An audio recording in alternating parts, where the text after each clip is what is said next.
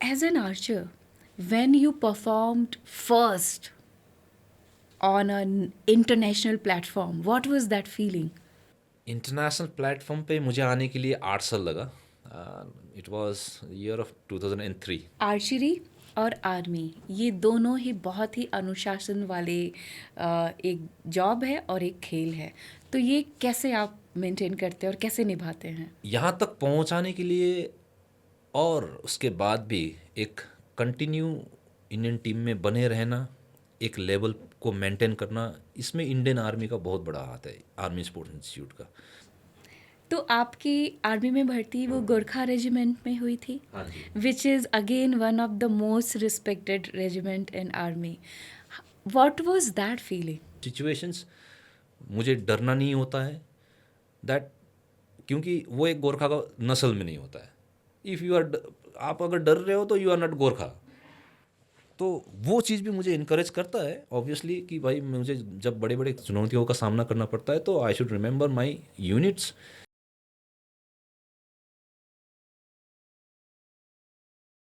Hi Taran, how are you? I am doing good, thank you very much. Dear voice podcast में आने के लिए आपका बहुत बहुत शुक्रिया। Thank you Shweta, thank you. Taran, मैंने आपके बारे में जितना भी पढ़ा है और जितना भी जाना है, you are a very passionate person. आप उसके बारे में कुछ कहिए, फिर मैं आपकी पिछली ज़िंदगी के बारे में जाऊंगी। देखिए, बचपन से मैं आर्चरी करता आया हूँ ना, एंड मुझे इस गेम के लिए जो कुछ भी करना पड़ता है मैं वो करता हूँ, and that becomes my passion. अगर इस गेम को इम्प्रूव करने के लिए मुझे फिटनेस करना पड़ेगा, I will do what ever it comes in my mind. जो मेरा एक्सपीरियंसेस है एंड जो कोचेस बोलते हैं, दैट बिकम्स, वो मेरा एक रूटीन बन जाता है टू कंटिन्यू माई करियर। आप सिक्किम से हैं, तो आप मुझे बताइए कि जैसा कि आपने कहा कि आर्चरी आपने बचपन में ही शुरू किया, तो जब आप सिक्किम में थे लाइफ कैसी थी? आर्चरी की शुरुआत कैसे हुई? देखिए, मैं घर पे 13 साल तक का ही रहा, 13 साल ही रहा। उसके बाद एक आर्मी का एक स्कीम है जो बॉयज़ स्पोर्ट्स कंपनी बोलते हैं। है तो स्पोर्ट्स अथॉरिटी ऑफ इंडिया का ही एक प्रोग्राम है वो, लेकिन आर्मी के अंदर रन होता है। तो उस पे मुझे टैलेंट स्काउट किया गया आर्चर्स के रूप पे, एंड 13 साल का उम्र तक तो मैं ज़्यादा कुछ याद नहीं रख पाया हूँ, बट घर पे पढ़ाई बहुत करना पड़ता था, एंड ऑब्वियसली सारे बच्चों की तरह मुझे पढ़ाई से ज़्यादा खेलने का इच्छा होता था ना उस टाइम पे। तो एक मन पे रहता था कि कैलकुलेशन चलता है ना उस टाइम पे कि खेलने को सिर्फ 10% ही मिलता है, 90%। फॉर आज का दिन मैं सोचता हूँ तो इस तरह से सोच होता था मेरा, 90% तो पढ़ाई पढ़ाई पढ़ाई पढ़ाई। तो मैं कभी कभी, ऐसा लगता है कि मैं कभी कभी ऊपर वाले से पूछता भी था कि मुझे खेलना है, मुझे पढ़ना नहीं है, मुझे खेलना है ना। एक एक बच्चों का एक होता है ना दिमाग। हम्म। तो शायद सुन लिया हो, मुझे 13 साल से ही घर से बाहर निकाल दिया। एंड आई वॉज हैप्पी कि मुझे अब 24 घंटा खेलने को मिलेगा। एंड घर से निकलते वक्त मैं बाकी बच्चों की तरह दुखी नहीं था।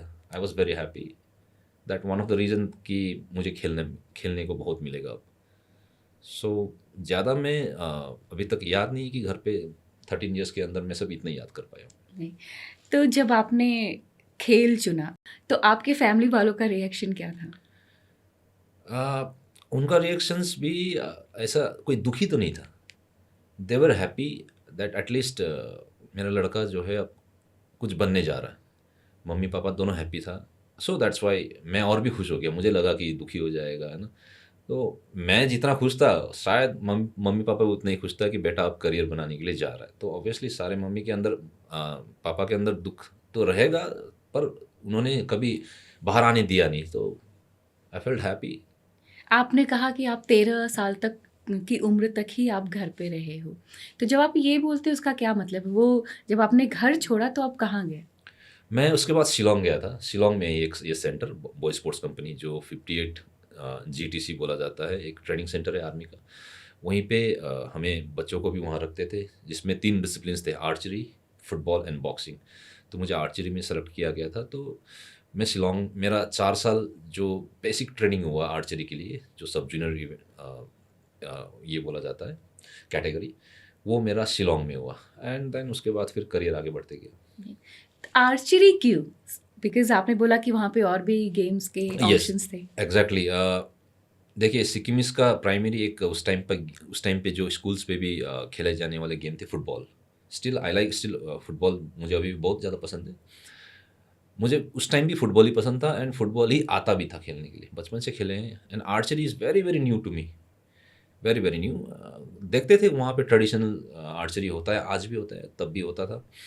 वो देखते थे हम स्कूल आते जाते वक्त, कोई धनुष बाण चला रहा है ना, आर्चरी चला रहा है, काफ़ी एरो फ्लाई हो रहा है, वो देख के थोड़ा एक्साइटेड लगता भी था, अरे यार, पर हमारी बस की बात नहीं था उसमें। फिर फुटबॉल में ज़्यादा इंटरेस्ट था, सेकंड इंटरेस्ट बॉक्सिंग में था, पर सेलेक्ट हुआ आर्चरी में। शायद हो सकता है कि अब मैं दोनों के लिए फिट नहीं था, या मुझसे ज़्यादा बेटर बच्चे थे वहाँ पे उस गेम के लिए। तो फुटबॉल में भी मैं नहीं हो पाया सेलेक्ट, एंड बॉक्सिंग में ऑब्वियसली वहाँ पे भी नहीं हो पाया। और फाइनली एक थर्ड सिलेक्शन ट्रायल था आर्चरी में, तो मुझे वहाँ सेलेक्ट करा गया था। Okay. तो मतलब आप शिलोंग, सिक्किम छोड़ के शिलोंग आ गए थे Yeah. आप सेंटर में। How was the life over there in that centre? शुरू के 1-2 महीने बहुत ज़्यादा हार्ड हुआ। मैं अभी भी याद आता है मुझे, एवरी टाइम शाम को एक लेक्चर होता था, है ना, दिन भर के बारे में। एंड सबको खड़े करके लेक्चर देते थे। एक सर होते थे उस टाइम पे, शाम को एक लेक्चर देते थे दिन भर के बारे में, एंड कल का स्केड्यूल्स के बारे में भी होता था। तो एवरी डे मैं ये सोचता था कि यार, कल का दिन वो जो मॉर्निंग के जो 5:30 AM का रूटीन है वो ना बोले, क्योंकि कभी कभी वो ये होता था कि वो नहीं बोलता था वो मॉर्निंग रूटीन के बारे में। तो वी वर वेरी हैप्पी कि अच्छा, कल नहीं उठना है हमें सुबह। वो चीज़ मैं आज भी सोच के हंसी आता है कि वो एक्चुअली संडे होता था, सैटरडे का लेक्चर होता था शाम को, और हमें संडे मंडे का भी नहीं पता रहता था। इतना ज़्यादा दिन भर में रगड़ा लगा लगा के हमारा हालत ख़राब होता था। बाद में हम लोग सोचे कि वो जो एक दिन के लिए जो सुबह हमारे पास हमारा पीटी नहीं है वाला जो था, वो एक्चुअली सैटरडे था, सैटरडे बोलता था शाम को। और वो एक क्षण के लिए हम पूरा वीक इंतज़ार करते थे कि आज है क्या वो शाम, जो कल का दिन पीटी नहीं है बोलने वाला। तो एक बड़ा अच्छा मेमोरी है वो मेरे पास अभी भी। बट ओवरऑल आफ्टर दैट 1-2 महीने के बाद मुझे वहाँ पे बहुत पूरा मतलब फिटनेस लेवल बढ़ गया, सब कुछ बढ़ गया, एक हैबिट हो गया, रूटीन बन गए ना। मुझे उस माहौल पे ढला गया जो एक नॉर्मल घर पे रहने वाला बंदा से लेके एक काइंड ऑफ आर्मी था, वो एक बच्चा वाला आर्मी है ना, छोटा छोटा। तो उसके बाद मुझे मज़ा आने लगा। वहाँ पे सारे सभी जगहों के लड़के थे, सबके साथ दोस्ती हुआ, है ना। कमजोरी या किसी का अच्छा, वो सब मर्ज होते होते होते सब लोग आगे बढ़ते थे। तो 4 साल फिर कैसे बीत गया मुझे पता भी नहीं चला वहाँ पे। तो जैसे आपने बोला कि संडे और मंडे का पता नहीं चलता था, क्या आपने कभी रिग्रेट किया कि अरे मैं घर छोड़ करके क्यों आया हूँ? नहीं, रिग्रेट तो नहीं होता था, because side by side I am happy कि जो मैं बचपन से चाहता था ना मुझे खेलना है, वो मुझे वो एक ब्लेसिंग के तौर पे मिल चुका था। अब बचपन में जो चाहते हैं और वो हाथ पे आ जाए, तो रिग्रेट से ज़्यादा तो खुशी ही होता था। होता था कभी कभी रिग्रेट होता था कि मम्मी पापा से दूर है, फैमिली से दूर है, गांव घर से दूर है, बट साइड बाय साइड उससे ज़्यादा खुशी था कि जो मैंने मन्नतें मांगे थे वो पूरा हुआ था मेरा बचपन में। हाँ, तो you been very lucky in this sense, right? Obviously I feel. Okay. So, as an archer, when you performed first on an international platform, what was that feeling? International platform पे मुझे आने के लिए 8 साल लगा। It was year of 2003। एक बहुत अच्छा एक किस्सा भी है इसका, फर्स्ट मेरा इंटरनेशनल टूर्नामेंट का। मैं कभी भी जूनियर में नहीं घुस पाया था टीम में, है ना, जगह नहीं बना पाया इंडियन टीम में। सब जूनियर में तो ऑब्वियसली अब मैं और ये सब कितने साल की प्रैक्टिस के बाद हुआ? 8 साल का। बीच में नेशनल्स वगैरह होते थे, डोमेस्टिक टूर्नामेंट्स वगैरह होते थे, उसमें हमने काफ़ी मेडल जीते थे। बट इंडियन टीम में घुसना एक अल्टीमेट गोल होता है, एक पहला दरवाज़ा है वो इंटरनेशनल मेडल जीतने का। तो एक जूनियर में बहुत कोशिश किया, बिल्कुल नहीं हुआ वहाँ select. And the very first appearance senior का, वहाँ मैं टीम में घुस गया। देन आई थॉट कि हाँ, मेरा लक जूनियर के लिए नहीं होगा। मेरा फर्स्ट अपीयरेंस में ही मैंने जो सिलेक्शन ट्रायल दिए थे इंडियन टीम का, सीनियर इंडियन टीम का, वहाँ पे मेरा सेलेक्ट हुआ था। एंड वो बहुत ही इम्पोर्टेंट टूर्नामेंट था। वो था वर्ल्ड चैम्पियनशिप जो न्यूयॉर्क में हो रहा था। एंड उसी वर्ल्ड चैम्पियनशिप में 2004 एथेंस ओलंपिक्स के लिए सेलेक्ट कोटा प्लेस भी हासिल करना था। तो अहम जिम्मेवारियां भी थी एंड मेरा पहला टूर्नामेंट भी था। तो हमारे साथ टीममेट्स में आपने सुने होंगे लिम्बाराम जी थे, है ना, एंड सत्यदेव प्रसाद, डोला बनर्जी, ये लोग थे। They all are legends. Yeah and मैं बिल्कुल जूनियर, एकदम नया। तो मुझे एक सौभाग्य भी प्राप्त हुआ कि मुझे लिम्बाराम जी लोग के साथ खेलने का मौका भी मिला, उनके टीम का हिस्सा बनने का मौका भी मिला। तो बहुत पुराने ज़माने से ताल्लुकात रखते हैं फ़िलहाल। तो मैंने उस टाइम से लेकर अभी तक का आर्चरी, वो दोनों चीज़ को भी मैं देखा हूँ। It's come to the point कि 2003 का जो वर्ल्ड चैम्पियनशिप्स था, मैं इंडियन टीम में सेलेक्ट होने के बाद हमारा नेशनल कैंप्स लगते, टीम का प्रिपरेशन कैंप, वो उस टाइम होता था कैलकाटा में, अभी का कोलकाता। एंड हमें दिल्ली जाना है ना, 1-2 दिन पहले। एंड दिल्ली से फ़्लाइट होता था न्यूयॉर्क के लिए। ये हमारे पास रूटीन आ गया था। And I was very happy कि अब मुझे फ़्लाइट में चढ़ने मिले। तो उसके पहले तक आप कभी भी फ्लाइट में नहीं चढ़े। और अगर आप जा रहे थे तो सीधे international flight? Yes, you also know कि अब 2003 का सिचुएशंस अलग ही था, बहुत अलग था, राइट। एंड फ्लाइट में चढ़ने के लिए हमने पैसा खर्चा नहीं, एक पसीना खर्चा किया, पसीना बहाया। तो मेरा बहुत मेमोरेबल फ्लाइट्स भी था। मैंने अपने घर पे भी बताया मेरा ऐसा ऐसा फ्लाइट से है ना। दे वर वेरी हैप्पी कि बेटा हाँ तुम तो चढ़ेगा, शाबाश। फिर वो दिन आया, रात भर नींद नहीं आया। कल तो फ्लाइट है ना, फ्लाइट में चढ़ेंगे। पता नहीं आजकल के बच्चों पे वो एक्साइटमेंट होता है कि नहीं होता। हमारे टाइम पे वो एक्साइटमेंट बहुत ज़्यादा, एकदम मुझे भी याद है मेरा आर्चरी से ज़्यादा था। फ्लाइट में चढ़ेंगे ना, ऊपर से बादल को देखेंगे, आज तक नीचे से देखे हैं नीचे बादल को। सो चढ़े, दिल्ली पहुंचा, ठीक है, टेक ऑफ किया, ऊपर का मज़े लिए, लैंडिंग के मज़े लिए। उसके बाद फिर हम होटल पे चले गए टीम। एंड देन फिर अगला सुबह न्यूयॉर्क के लिए फ़्लाइट था। अब ये तो 2 घंटे का फ़्लाइट, जाके आ गए हम लोग। गए न्यूयॉर्क के लिए फ़्लाइट, सुना 20 आवर्स का फ़्लाइट था। अब मैं रात भर टेंशन में हूँ। मेरा रूम पार्टनर लिम्बा भैया थे, लिम्बा जी। अब मैं उसको पूछ भी नहीं सकता। मैं अपना खुशी और जो एक टेंशन था ना, वो टेंशन के बारे में बताऊंगा, वो दोनों रन कर रहा था मेरे दिमाग में। मैं सोच रहा हूँ कि 2 घंटे का फ़्लाइट में मज़े किए, सब कुछ किए, अब अगला 20 घंटे का फ़्लाइट। मैं सोचा अब यही 3-3 सीट वाला फ़्लाइट जो A320 आज के दिन चलता है, अब उस फ्लाइट में मैं 20 घंटा कैसे रहूँगा। अब 2 घंटे में थोड़ा हालत ख़राब हो गया था कमर उमर का। 20 घंटे का फ़्लाइट, मैं टेंशन में हो गया। अरे भाई, अब मैं किसी को बता नहीं सकता अपना दुख, अब आने वाला दुख कितना होगा। 20 घंटा मुझे ऐसे करके इधर सीनियर है ना, अब बीच में एकदम बैठे सावधान का पोजीशन में 20 घंटा कैसे बैठूं। वो रात भर उस वजह से नहीं सो पाया। कैलकाटा में मैं इसलिए सो नहीं पाया कि खुशी के मारे, कल एक्साइटमेंट कि कल सुबह फ्लाइट है।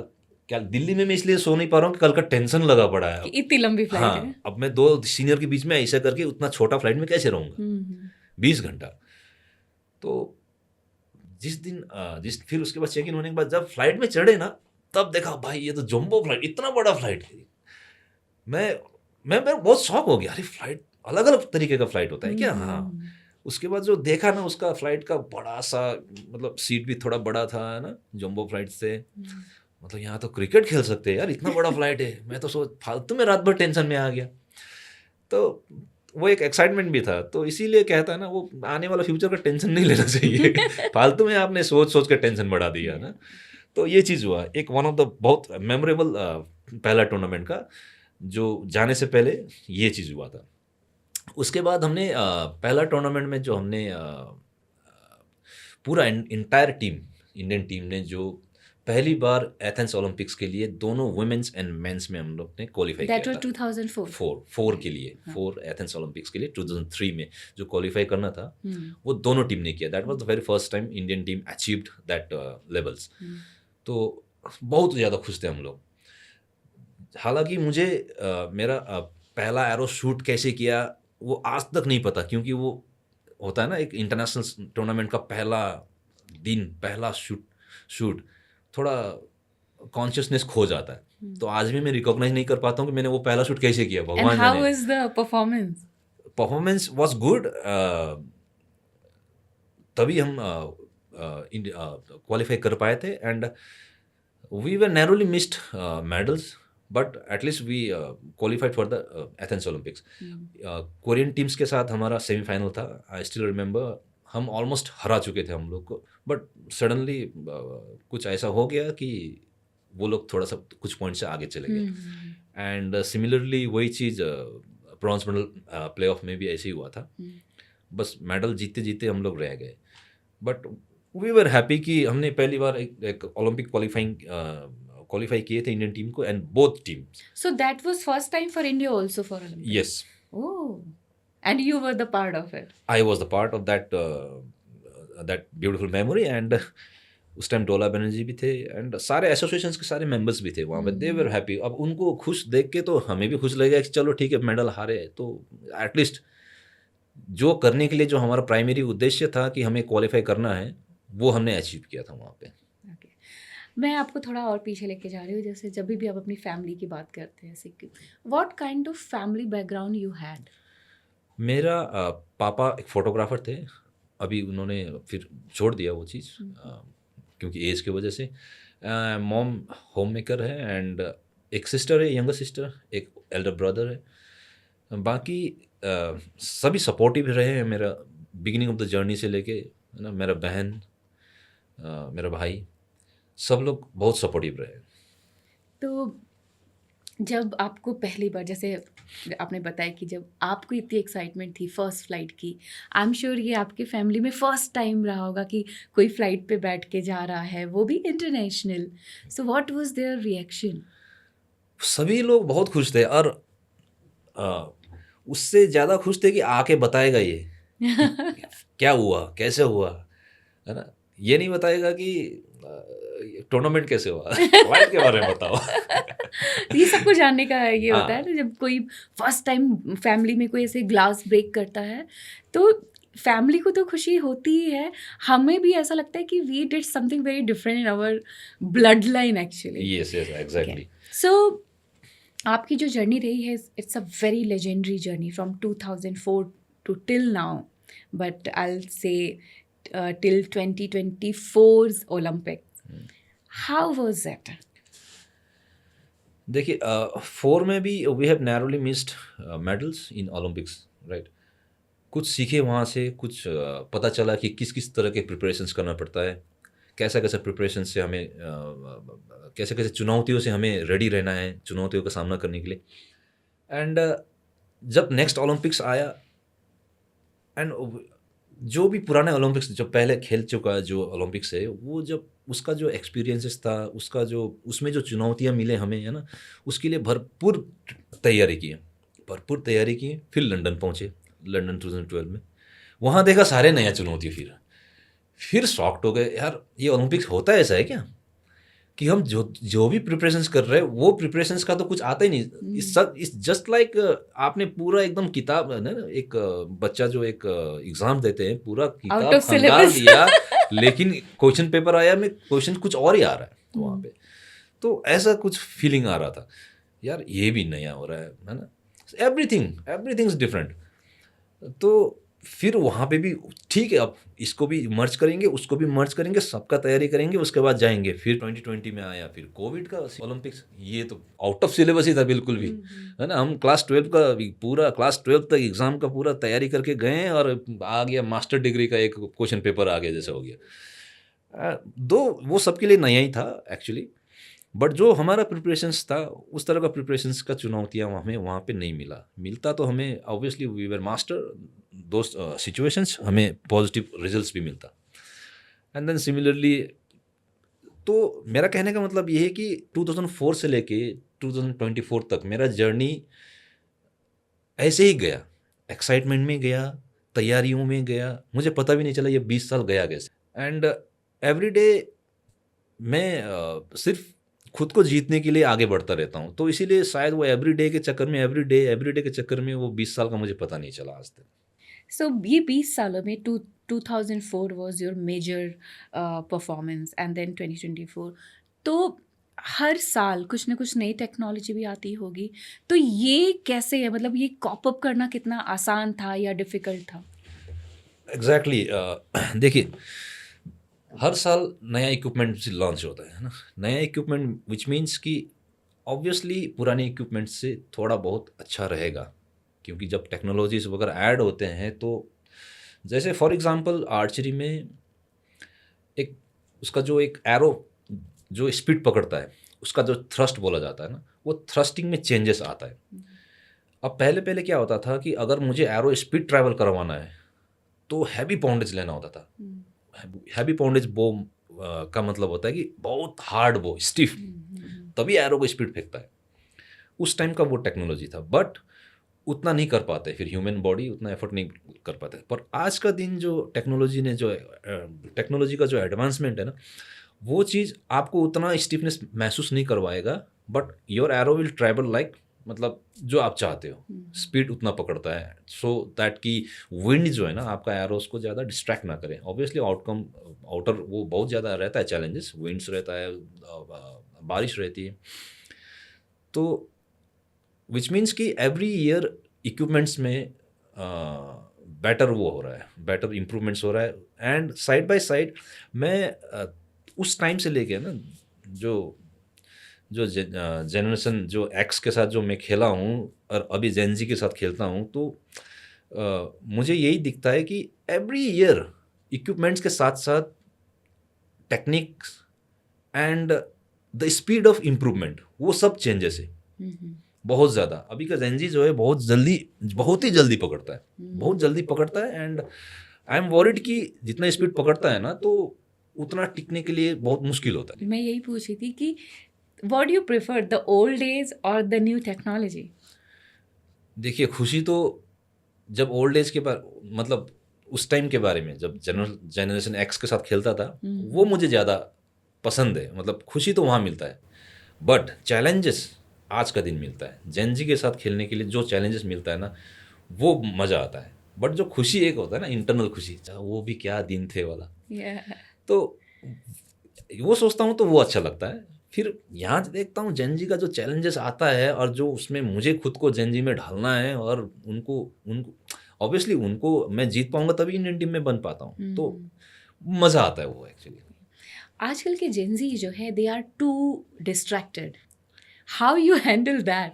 और आजकल मुझे लगता नहीं कि वो ज़्यादा सुनते भी हैं। मैं खुद चौंक जाता हूँ कभी कभी किसी से मैं थोड़ा डीप टॉक्स करता हूँ, मैं सिर्फ इतना जानने के लिए कि क्या है मेंटल स्टेटस इनका, सो दैट कि मैं भी उस पर ढल जाऊँ। बिकॉज यू सी, अगर मैं right now I am 42 years old, and if I wanted to compete with 20 years वाले लड़कों के साथ, राइट, तो मुझे कुछ तो जानना होगा, सो दैट कि मैं भी कुछ परसेंट तो उनका जैसे बनूं, ताकि मैं उतना फाइट कर पाता हूँ। बट जब भी मैं किसी से बात करता हूँ, मुझे मतलब एक शौक में ले जाता है कि इस तरह का थॉट्स भी आता है इनको। भाई मैं नहीं वो कर पाऊंगा, एडॉप्ट मैं नहीं कर पाऊंगा। दिस इज काइंड ऑफ, है ना, हमारे जनरेशन के लिए दिस आई कैन से कि ये this is indiscipline things. But मैं कभी कभी कर लेता हूँ उनका जो वे ऑफ थॉट्स होता है, वे ऑफ अप्रोच होता है, वे ऑफ लाइफ को जो देखने का जो अप्रोच नजरिया होता है ना, उनका अलग है। I feel they are more practical, very very practical, मतलब डिसीजन बहुत जल्दी ले लेता है। हमें आज भी डिसीजन लेने के लिए पहले सोचते हैं, हम इमोशनली सोचेंगे, प्रैक्टिकली सोचेंगे, ऑब्वियसली आउटकम याद करते हैं, है ना, फिर 2-4 बंदा को क्या असर होगा, वहां तक हमारा सोच जाता है। बट उनका सोच नहीं जाएगा, उनका सोच जाएगा कि नहीं, अभी मुझे ठीक नहीं लग रहा, काम खत्म। हम जेन एक्स की बात करते हैं कि आप कभी भी जूनियर टीम में क्वालिफाइड नहीं हो पाए और suddenly you were surrounded with all legends senior team. What was that feeling? Did you ever feel that you are out of place? एक डर सिर्फ लगा रहता था कि कुछ बोल ना दे, कुछ झाड़ ना दे, कुछ डांट ना दे, क्योंकि उस टाइम तो यही दौर था कि सीनियर का मतलब है कि मतलब जूनियर को लाइन पे लाने के लिए आज का दिन का जैसा रिक्वेस्ट या वो नहीं होता है, डायरेक्ट एक एक होता है ना, एक एक कड़कपनी रहता था. अभी जब हम किसी जेनजी को हैंडल करते तो उसको प्यार से हैंडल करते, क्योंकि हमें पता नहीं अगला कदम क्या करेगा भाई साहब वो. पर हमारे टाइम पे ऐसा नहीं, हमारे टाइम पे कंफर्म होता था कि अगला कदम चुपचाप रहना है. ठीक है, तो जनरेशन एक्स भी जो मिलेनियल्स को जो धोते थे तो वो एकदम रख के धोते थे. उनको पता है ये कुछ नहीं करने वाला, ये चुपचाप आएगा, प्रैक्टिस करेगा, फिर चला जाएगा. तो डर लगा रहता था थोड़ा सा. तो सीनियर है, क्योंकि उसी माहौल पे हम लोग जो पले बड़े हैं, हमारा शिष्टाचार उसी तरह से हुआ है कि बड़ों का इज्जत करना है, बड़ों का रेस्पेक्ट करना है, नो मैटर व्हाट. अगर बड़े कोई डांट रहे या आपको चाटा भी लगा दिया तो that's good, that's for your good. वो हमें अपना शिष्टाचार पे रहे हैं. तो मुझे अच्छा ही लगा कि किसी ने डांटा भी है तो उस टाइम बुरा लगने से भी, बट वो मेरा फ्यूचर के लिए अच्छा ही था. आप अभी जेन एक्स को भी हैंडल कर रहे हैं, तो जब उनको हैंडल करते हैं, what is the most difficult thing you face? मैं सबसे ज़्यादा जब the number of arrows shoot होता है ना हमारे आर्चरी में, मैं आज का दिन भी वीक में एक बार 1000 एरो शूट कर सकता हूँ in this age and in this muscles का जो भी कैपेसिटी रहता है एट द एज ऑफ 42. मुझे चैलेंजेस लगता है कि इनको समझाने में कि you can also shoot 1000 arrows in a day. I am not saying कि एवरी डे. एक एक स्पेसिफिक एक दिन रखो, है ना. बट वो लोग नहीं कर पा रहे नहीं, मतलब वो विश्वास नहीं करता है कि उतना एरो शूट के बाद you will get the perfections, you will get more perfection than before, right. जो कि मेरे अंदर तो वो प्रैक्टिकल एक्सपीरियंसेस है. जब भी मैं मैक्सिमम एरो शूट पे जाता हूँ, I will get another level of energy, another level of confidence. वो मैं अभी के बच्चों को बोलता ही रहता हूँ कि क्या है ना कि कभी कभी मेरे पास इंस्टाग्राम में एक मैसेज बहुत ज़्यादा मैसेज आता है, डायरेक्ट पूछता है जेनजी कि मेरा, जैसे फॉर एग्जांपल आर्चरी में 15-20 स्टेप्स होते हैं एक प्रॉपर फॉर्म का, शूट करने का फॉर्म बनाने के लिए. मेरा भैया रिलीज ठीक नहीं हो रहा है. रिलीज मीन्स एरो को छूटना है ना, एग्जीक्यूशन ऑफ द एरो छूटना. मेरा भैया रिलीज ठीक नहीं हो रहा, क्या करूं? मैं सोचता हूँ क्या करूं, कैसे सबका इलाज बताओ? तो एक ही है. You are shooting the number of arrows 100 in a day and you want to get excel in your release, your aiming, you cannot do that. First, पहले आपको मेहनत का घड़ा भरना पड़ेगा. मेहनत का घड़ा भरोगे by your hard work, by your dedications, है ना. उस घड़े के अंदर आपका दर्द होगा, उस घड़े के अंदर आपका sacrifices, आपका dedications, आपका मैक्सिमम टाइम 24 आवर्स में आप मैक्सिमम टाइम उस घड़े पे डालोगे. वो जब घड़ा भरेगा then only you have to ask yourself और अदर्स कि मेरे से ये नहीं हो रहा है भैया, let's meet and either let's see, या आप कुछ कर सकते हो तो देन आई विल गाइड. मैं डायरेक्ट अभी बोल दूँ कि रील्स ऐसे करो तो उल्टा उसको नुकसान हो सकता है, क्योंकि जो 100 एरोस में जो उसने रिलीज सीख रहा है, मैं अगर कुछ एडिशनल ऐड कर दूँ वो नहीं कर पाएगा. शायद उसको नहीं पता, लेकिन मुझे पता रहता है कि वो नहीं कर पाएगा. तो फर्स्ट आपका जो हार्डवर्क का जो घड़ा है ना, वो पहले भरो. So it's all about practice. All about practice. आप ऑल आउट तो जाओ पहले अपने प्रैक्टिकल उस पे, प्रैक्टिस पे, फिर उसके बाद टेक्निकल पे आओ. हाँ, मैं ये नहीं कर पा रहा हूँ, वो नहीं कर पा रहा हूँ. आपने आर्मी कैसे ज्वाइन किया? आर्मी बॉयज स्पोर्ट्स कंपनी जो मैं था वहाँ पे, है ना, 4 साल. उसके बाद आफ्टर 17.5 जो 6 मंथ्स के बाद you are able to join Indian army as qualifications के हिसाब से. तो एग्जैक्ट क्लास 10th भी पास हुआ था मैं, एंड 17.5 ईयर्स का भी था मैं.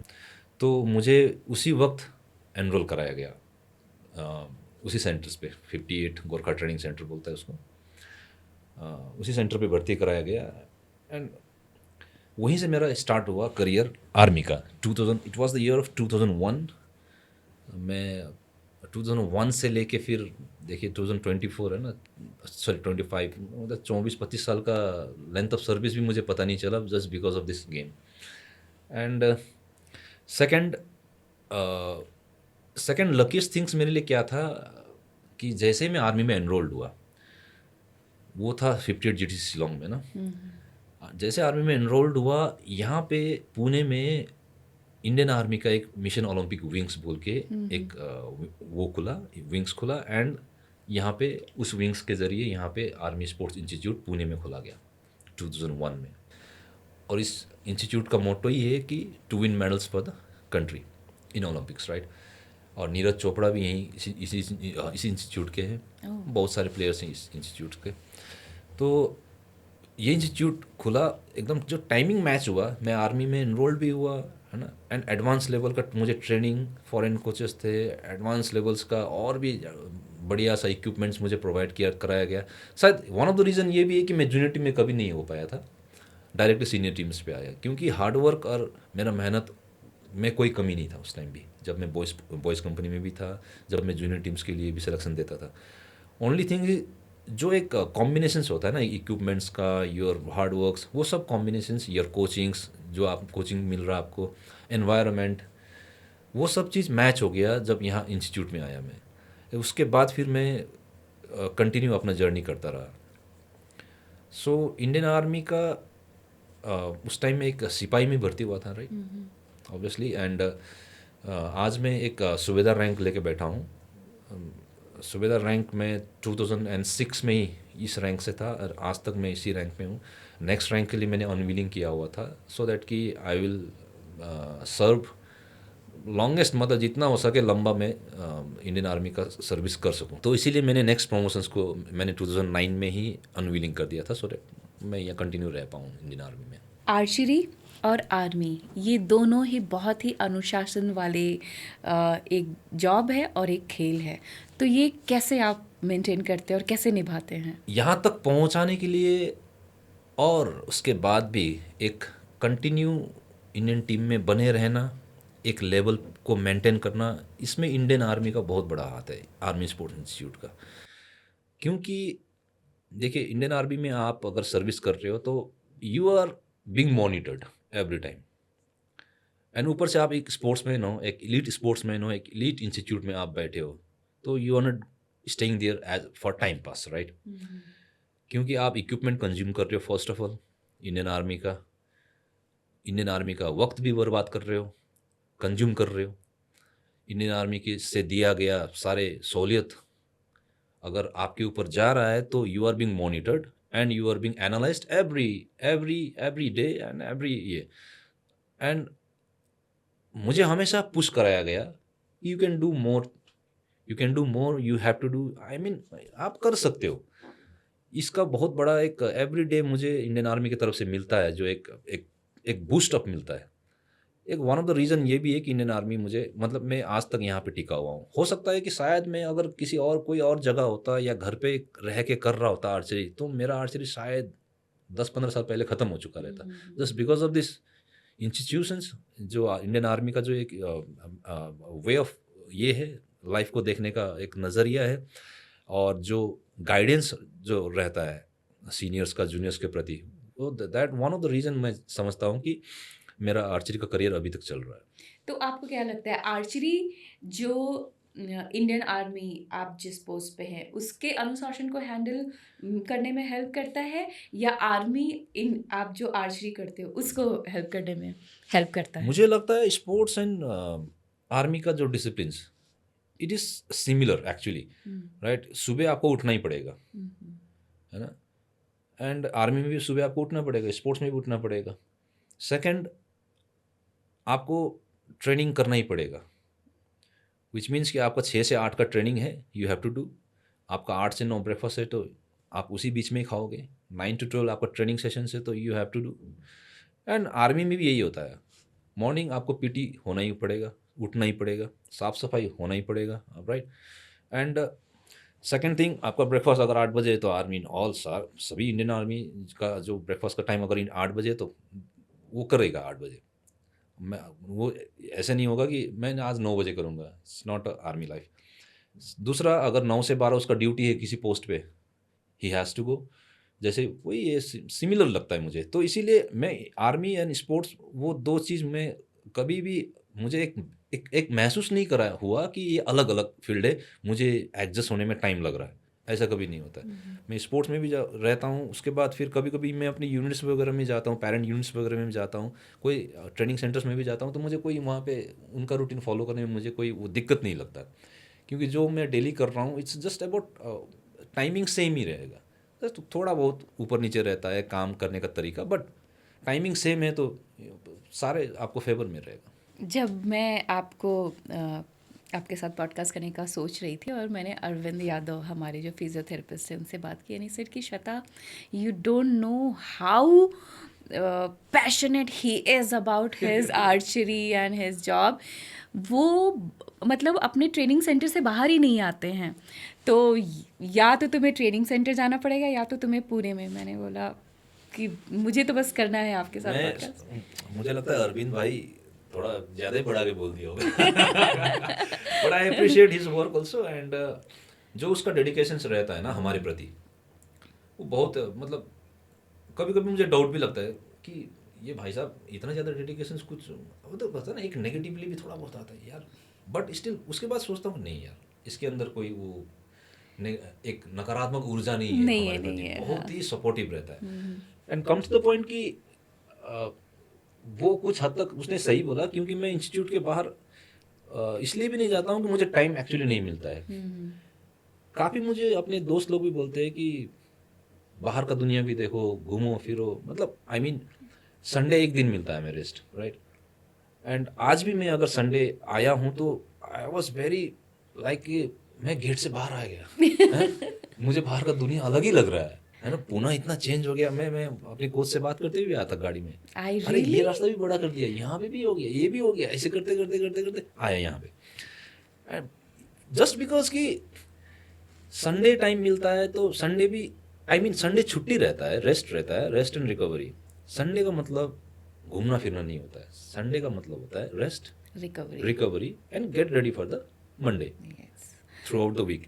सो मैं इसलिए बाकी दिन तो इट्स नॉट पॉइंट कि आप बाहर जा सकते हो, बिकॉज आपका स्केड्यूल पूरा टाइट रहता है, राइट। जैसे फॉर एग्जांपल मेरा स्केड्यूल्स में अगर नाइट ट्रेनिंग भी होता है तो टिल 10 o'clock नाइट ट्रेनिंग होता है। इफ़ नाइट ट्रेनिंग उस दिन नहीं होता है तो उस दिन मेरा 8:30 तक जिम होता है। And since in the morning का 6:30 से लेके शाम का 8:30 तक मिनिमम आपका ये है ट्रेनिंग सेशन है, तो कौन से टाइम पे आप जाओगे बाहर, फर्स्ट।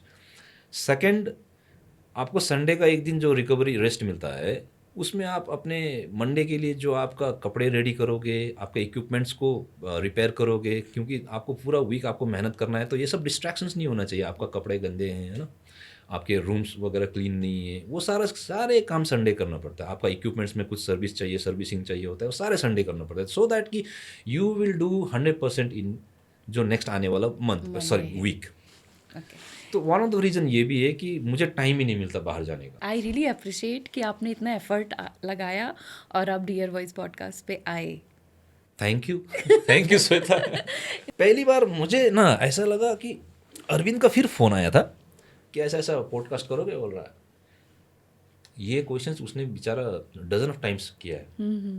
मुझे इस बार लगा कि यार मैं सेल्फिश हो रहा हूँ क्या, कुछ बातें तो शेयर होना भी चाहिए होता है।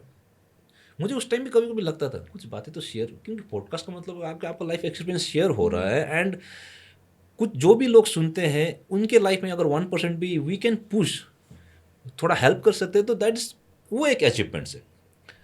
सो मैंने इस बार सोचा कि मेरे मुँह से हाँ निकल गया फर्स्ट ऑफ द, ठीक है, हाँ फिर ठीक है कि तो बोल दिया। मैं फिर तुरंत अरविंद को फ़ोन किया, भाई कहाँ। हाँ, अब मुझे टेंशन आने लग गया कि भाई कहीं और। मैं ठीक है तो बोल दिया, फिर दिल्ली या मुंबई, फिर बोला नहीं पुणे में ही होगा, बोला फिर ठीक है यार, ठीक है, थैंक यू बोल के मैंने उसको, वो भी कुछ काम नहीं था होगा, मैं भी ट्रेनिंग में था, मिडल ऑफ द ट्रेनिंग में था, तो मैं भी फिर फ़ोन रख दिया। बट गुड थिंग इज़ कि एटलीस्ट स्टार्ट कर दिया मैंने, और वो पहले आपके साथ, तो it's my honour also, it's my privilege कि आपका जो है, आप खुद एक रोल मॉडल हो, थैंक आप यू। उसके साथ मैं अपना पहला पॉडकास्ट शुरू करूँगा, तो इट्स गुड, मैं मतलब I should feel proud. Thank you so much for that consideration. आपको पुणे में कितने साल हो गए हैं? पूना 2001 से लेके अभी, मतलब 24 years, it's a long time. Long time. Poona को भी मैंने ऐसा बदलते देखा है जैसे इंडियन आर्चरी उस टाइम से लेके, है ना, 97 से लेके आज तक जो बदलते हुए देखा ना, तो पूना को भी वैसे बदलते हुए देखा। तो अभी मैं भी शौक होता हूँ। अभी मैं आज भी बात कर रहा था, जब मैं कोरेगो पार्क की तरफ से आ रहा था, तो उसमें एक क्लोवर टावर बोल के 4 या 5 माले का एक बिल्डिंग था। एग्जैक्टली हमारा जो शूटिंग रेंज से जो टारगेट देखते हैं ना, उसके बिहाइंड पीछे था वो बिल्डिंग। वो बिल्डिंग हमें देख, हम लोग उस बिल्डिंग को देख के ना शौक होते थे, वाह कितना बड़ा बिल्डिंग है यार। आज देखता हूँ वो बिल्डिंग पूरा पेड़ से ढक गया, उसका 15 गुना बिल्डिंग्स वगैरह, मतलब ऊंचा बिल्डिंग्स, स्काई क्रैपर्स बिल्डिंग्स देख के ना मुझे मतलब अच्छा भी लगता है कि ये दिस इज अ ह्यूमन, ये है डेवलपमेंट से, है ना, इम्प्रूवमेंट से, टेक्नोलॉजी से, बट दुख भी लगता है कि यार इतना भीड़ भाड़ हो गया, बाप रे बाप। पहले पहले क्या होता था, हम हमें कोच अगर गुस्सा होता था ना, तो 3 बजे भी हमें दौड़ने के लिए भेज देते थे बाहर कोरेगो पार्क में। आज मॉर्निंग का 6:30 में भी हम जब पीटी करते हैं, कभी कभी हम डिसाइड करते हैं कि चलो बाहर रनिंग करते हैं। हमें डर लगा रहता है कि कोई गाड़ी आके ठोक ना दे पीछे से। और इतना ज़्यादा गाड़ियाँ, मतलब उस ज़माने से लेकर आज के ज़माने में मतलब बहुत ज़्यादा डिफरेंसेस है। This is one of the differences. तो आपकी आर्मी में भर्ती वो गोरखा रेजिमेंट में हुई थी, हाँ जी। Which is again one of the most respected regiment in army. What was that feeling? देखिए आपका जब रेजिमेंट ने इतना ज़्यादा नाम कमाया हुआ है, तो ये जिम्मेवारी जो है आपके ऊपर भी आता ही है कि you should not let those names downs, right. तो एक प्रेशर्स भी रहता है, बट एक प्रिविलेज भी रहता है। I am one of the part of this family, and Gorkha rifle is always one of the bravest units है। एंड मैं उसका एक one of the member, one of the सिपाही, one of the rifleman, one of the, I mean, एक soldier हूँ वहाँ का। तो वो हमेशा मुझे भी इनकरेज करता है, वो फीलिंग्स भी, that I should not gate worried about my future, I should not afraid of the situations, मुझे डरना नहीं होता है, दैट, क्योंकि वो एक गोरखा का नस्ल में नहीं होता है। इफ़ यू आर, आप अगर डर रहे हो तो यू आर नॉट गोरखा। तो वो चीज़ भी मुझे इनकरेज करता है ऑब्वियसली कि भाई मुझे जब बड़े बड़े चुनौतियों का सामना करना पड़ता है, तो I should remember my units, my ancestors, जिसने भी नाम कमा के गया हुआ है। फील्ड मार्शल हमारे सैम मानेकशॉ जी का जो जो एक मूवीज़ वगैरह है ना, वो सब भी देखना, लॉट्स ऑफ थिंग्स टू, मतलब बहुत जो मुझे इनकरेज करता है। आप बातें कर रहे थे और मुझे गूज बम्प हो रहे थे सुन करके गोरखा रेजिमेंट के बारे में। बीच में आपकी काफ़ी सीवियर इंजरी भी हुई थी, वो कैसा टाइम था आपके लिए? ये वक्त था 2007 का जो एंडिंग में, है ना। And it was very crucial moment for me कि 2008 में बीजिंग ओलंपिक्स है, and getting into the team, उसके बाद इंजरी हो जाना, मतलब आप आउट ऑफ योर, ये हो गया, out of the box, out of the team. And वो बहुत मेरा एक होता है ना, एक काला अध्याय था मेरे लाइफ का कि इंजरी होना। बट उसके बाद मैंने जो भी मेरे साथ जो संघर्ष हुआ, जो भी मेरा रिकवरी टाइम हुआ, जो भी उस वक्त जब जब मैं आर्चरी नहीं कर पाया, तो मुझे क्या क्या चीज़ों का रियलाइजेशन हुआ, दैट हेल्प्स मी एक्चुअली। उसके बाद, क्योंकि कैसे हेल्प किया, जब तक होता है ना इंसान के पास जो चीज़ होता है उसका कदर नहीं होता, जब जो चीज़ छूट जाता है उसके बाद उसका महत्व पता चलता है। हालांकि 2005 में मैंने अर्जुन अवार्ड जीता था, है ना, मुझे अर्जुन अवार्ड मिला था। आई वॉज ओलंपियन उसी टाइम में, I was one of the member of Indian team who one first ever Asian games का ब्रॉन्ज मेडल फॉर इंडिया 2006 में। इतना, और उसके बाद वर्ल्ड चैंपियनशिप में भी हमने इंडिया के लिए पहली बार मेडल जीते थे 2005। मल्टीपल मेडल्स था मेरे पास इंजरी से पहले। अर्जुन अवार्ड था मेरे हाथ पे, ओलंपियंस था मेरे नाम के पीछे। मुझे इंजरी से पहले ये सब चीज़ों का रियलाइजेशन नहीं हुआ कि मतलब आर्चरी कितना गहराई से मेरे अंदर है। इसके बिना मैं मतलब कुछ भी नहीं हूँ। ये मुझे इंजरी के बाद ही पता चला। What I wanted to tell कि खोने के बाद पता चलना या उससे पहले से कदर करना, अगर आप सीखते हो उससे पहले से कदर करना, तो you will never get injured first of all. दूसरा, आप कभी भी अपने गेम पे डाउन नहीं होंगे। आप नेग्लिजेंसी करोगे, आप अगर इजी टेक करोगे, आप उसका महत्व नहीं रखोगे, तो फर्स्ट आप डाउन हो जाओगे, दूसरा इंजर हो जाओगे। तो वो मेरा बहुत काला दौर था। 1.5 साल तक मैं आउट ऑफ टीम रहा। एंड सबसे बड़ा चुनौती, इंजरी ठीक होना, ये तो कभी ना कभी ठीक होगा ही होगा। नो मैटर जो भी टाइम लगे, ठीक होगा। इंजरी ठीक होता है, बट किसी का 1 साल लगेगा, किसी का 2, 3, 5 साल भी लगता है। बट इंजरी के बाद वापस आना उसी फोर्स के साथ और इंडियन टीम में घुसना और इंटरनेशनल मेडल जीतना, ये सबसे बड़ा चुनौती होता है। जो जब भी कोई भी अगर इंजरी से डाउन हो या ऐसे नेचुरल अलग कारणों की वजह से डाउन हो, वापस आना बहुत इम्पोर्टेंट, मतलब बहुत चुनौती मिलता है। तो मुझे भी वही चुनौतियों का सामना करना पड़ा कि भाई जिस फोर्स पे मैं पहले रहता था, जिस स्पीड में मैं चलाता था, जिस स्पीड से मैं पिकअप करता था, वो चीज़ तो रहा ही नहीं आपके पास। और वापस पूरा आपको अपने अपनी किताब को दोबारा लिखना, इट्स वेरी हार्ड। तो वो चीज़ ज़्यादा मुझे मुश्किल हुआ। एंड फिर आई रिमेंबर कि टू आफ्टर इंजरी 2010 में, जो आपको ही पता होगा, हमारे देश में कॉमनवेल्थ गेम्स हुआ था दिल्ली में। अब वो गेम्स खेलने के लिए सबसे पहले तो आपको इंडियन टीम में घुसना पड़ेगा, है ना, क्योंकि वो अपने देश पे ही हो रहा है। उससे बड़ा सौभाग्य आपको क्या प्राप्त होगा कि अपने देश में इतने बड़ा गेम हो रहा है एंड आप उसके टीम में वन ऑफ द मेंबर हो टीम। तो उसके लिए मैं दिन भर तो प्रैक्टिस करता ही था, एंड हफ्ते में 2 या 3 बार जो है ना, रात को ऑल आउट जाता था, रात तक, because I have to get back into the team. अब इंजरी तो जस्ट रिकवर हुआ है, मुझे डर भी था कि वापस वो इंजरी ट्रिगर ना कर जाए। बट मेरा फॉर्मूला उस टाइम भी सिंपल था और आज भी सिंपल है। इंजरी को बचा के अगर मैं आउट ऑफ टीम में रहूँगा, टीम में अगर 4 लोगों का जगह है और मैं 5वां नंबर फिनिश करता हूँ इंजरी को बचा बचा के प्रैक्टिस करके, तो इट्स लाइक कि इंजर्ड हुआ जैसा ही है ना वो। आपको लाइफ में आगे बढ़ना है तो आपको रिस्क लेना पड़ेगा, आपको ऑल आउट जाना पड़ेगा। अगर आप सक्सेस हुए तो आप नंबर 1 में आ जाओगे, सक्सेस नहीं तो वैसे भी तो आप कम प्रैक्टिस करके, कम मेहनत करके, आपको इंजरी को बचा बचा के आप नंबर 5 में रह के भी तो इट्स लाइक नंबर लास्ट ही तो हुआ ना। You are not into the team. तो मेरा फॉर्मूला आज भी वही है, इंजरी हो जाए कोई बात नहीं, I will take care of the injury, I will build my muscle back, I will continuously building muscle.